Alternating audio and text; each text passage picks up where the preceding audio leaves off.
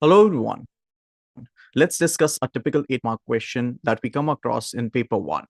Now, if you're familiar with the paper structure of paper one, right towards the end, you get a 10-mark question. A question before that is an 8-mark question. And for this 8-mark question, you have 16 marks. You have 16 lines to write an answer to this. So I've just picked up a random 8-mark question from the social approach. A tiny little disclaimer over here is you need to be familiar with both the studies by Milgram and by Pilyavin to be able to understand what goes on about with this with the question and the answer here. So if I may read the question reads, explain one similarity and one difference between the study by Pilyavin et al. And the study by Milgram. So it's an 8-mark question. And for this 8-mark question, the examiner expects us to know one similarity and one difference between two different studies, two different core studies. The first one being the study by Milgram and the second one being the study by Pilyavin. Now, one, the examiner expects you to know this. Number two, the examiner expects you to be able to explain it.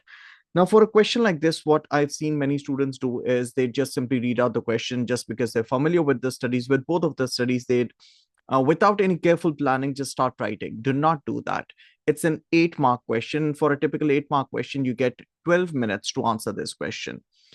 And out of these 12 minutes, even if you're spending 2 minutes to read the question, to understand the question, and to very carefully do your brainstorming and structure the question in your head, it would add the chances. I mean, you'd have more chances to not miss on marks unnecessarily. So if you're carefully planning before you start putting your pen to paper, that would increase your chances of scoring higher. Getting back to the question again, the question here reads, explain one similarity and one difference between the study by Pilyavin et al. And the study by Milgram. Now, for a typical question of this sort or nature, where the examiner is asking us to write down one similarity and one difference between two studies, this is the structure that I'd expect you all to follow. Number one, to begin with, identify the similarity. What similarity have you chosen? I mean, in your head, you'd have some or the other similarity. Identify that. While you're identifying that particular similarity, you're getting the first mark. For the second mark, you're expected to explain or to develop that particular identified similarity. Whatever the similarity is that you think is between those two studies, once you're done identifying it, you explain it, or you could do that in a single sentence as well.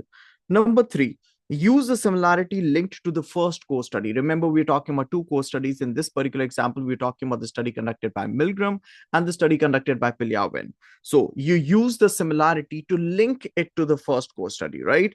And then after that, you get the fourth mark for using the similarity to link it to the second core study, right? Now, we're done with the similarity part. Moving on, you get the fifth mark for identifying the difference. You get the sixth mark for explaining or developing the identified difference. For the seventh mark, you use the difference linked to the first core study. And for the eighth mark, you use the difference linked to the second core study. Now, if you want, you might as well pause this over here and write this down. But if you've understood it, we good. Let's proceed. If I get back to the question again, the question over here read, explain one similarity and one difference between the study by Pilyavin et al. And the study by Milgram. Taking this ahead, one similarity between the studies by Pilyavin and Milgram is that both studies have ethical issues of deception. So now you've identified what the similarity is.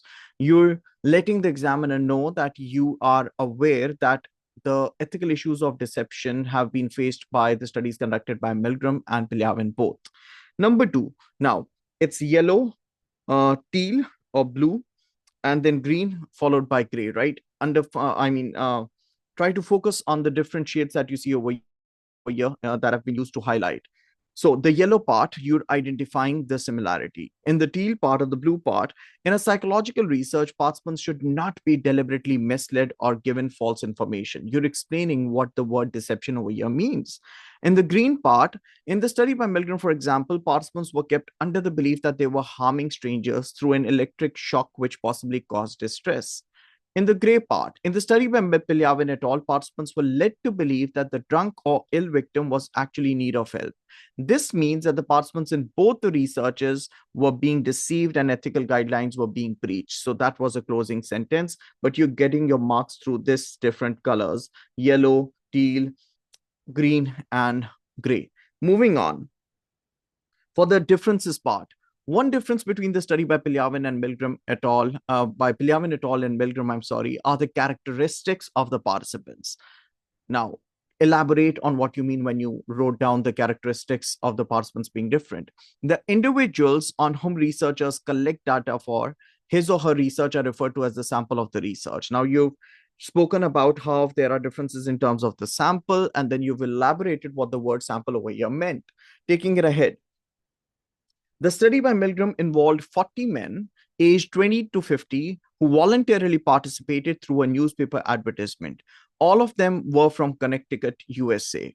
However, or rather say meanwhile, Pilyavin et al. Involved unsolicited participants. Why are we using the word unsolicited participants? We're using the word unsolicited participants, but because there was no informed consent taken from them, right? So, meanwhile, Pilyavin et al. Involved unsolicited participants and estimated 4,450 participants from the New York City through an opportunity sample. Now, this is how simple it is, provided you understand that for an 8 mark question, the examiner would always have some or the other marking scheme or paper marking structure. You being able to understand that marking structure is important, and then writing your answer accordingly is even more important, because that is eventually what is going to get us marks. I have another question over here that I'd like uh, using over here to help you understand this even better. Again, for this particular study, for this particular question, you need to be familiar with the study that was conducted by Milgram et al. So the second question over here reads, explain one result from the study by Milgram that supports the situational explanation of obedience, and how one result does not support the situational explanation of obedience. So I'm sure you're all familiar. There are 5 different issues and debates that are part of your AS psychology syllabus. To begin with, the first one is the application of psychology to everyday life. The second one is the nature versus nurture debate. The third one is individual versus situational explanation. The fourth one is the uses of children in a psychological research. And the fifth one is the usage of animal and psychological research.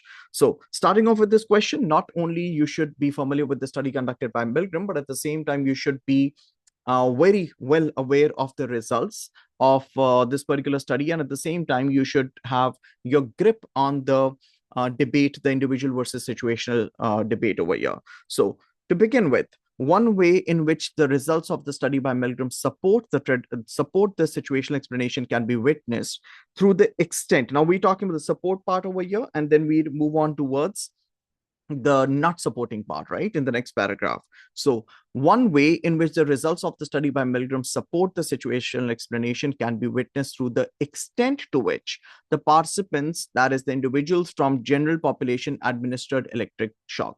All participants in the sample readily administered electric shock till 300 volts, and moreover 65% of them, they went all the way till 450 watts. T shows how the situation, oh, I'm sorry, this shows how the situation, that is an authoritative figure, a man in a technician coat, may have also added pressure during the situation, resulting in the participants behaving in a manner that overruled differences in the personality traits. Since lab coats are associated with scientists and doctors, and both of which are highly respected positions in society. So through this paragraph, you just look at the different colors and you'd understand how, as a student, you should try to figure out see, it's an 8 mark question, so there has to be a criteria, which the examiner would be using to mark you, right? Now I could make you familiar with 1 question, 2 questions, 3 questions, 4 questions, 5 questions, right?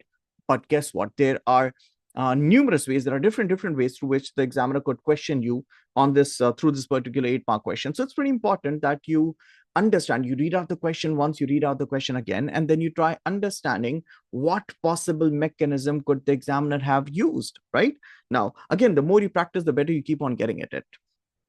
Again, moving on to the second part, where we would try to show how one result does not support the situational explanation of obedience. However, the results may be said to have partially supported the individual explanation to human behavior as well. Through the results, we know that 35% of participants stopped before the final punishment, that is 450 volts at different stages, right? Now, participants, that is 65% of participants going all the way till 450 volts, automatically shows us that the situation had some or the other impact. However, you do realize that the other participants, that is around 35% of participants who did not go all the way till 450, they stopped at different points. Now when they're stopping at different points, that forces us to believe that there would be some or the other impact that their personality, that the individual being could have had on the results, right? So however, the results may be said to have partially supported the individual explanation to human behavior as well. Through the results, we know that 35% of participants stopped before the final punishment, that is 450 watts at different stages. Four participants refused to continue after 300 volts. One further participant refused at 315 volts. Two broke off at 330 volts, and one each at 345, 360, and 375 volts. These differences in terms of the break-off points by participants may reflect that individual differences in their personality traits. That's the point that we're trying to make here. Those 14 participants, that is 35% in total, who stopped earlier did so regardless of the situation, meaning this result of the study does not support the situation explanation. Now, this was the second question that I wanted to use to help you understand these 8 mark questions better. Now, I'd want to strongly advise you to write these answers. I mean, you pause this over here, try writing this down, try writing this down in one go. See how long does it take, right? Remember, in your CI, you would not get anything more than 12 marks, minutes, I'm sorry, for an 8 mark question. And for these 8 marks, when you're getting 12 minutes to write it, you need to leave 2 minutes on you for the planning part, which is very, very essential, right? Along with that, just look at the amount of lines you've taken. I mean, remember when I said for an 8 mark question, you would get 16 lines to write this. So are you able to do this in 16 lines? I mean, will you have to, so all of us, we have different font size when we're writing. Just keep that in mind as well. So yeah, I hope this has been helpful. Above all, you need to have a strong grip on your core studies to be able to answer these questions. Never forget that. And I hope this has been helpful. Thank you.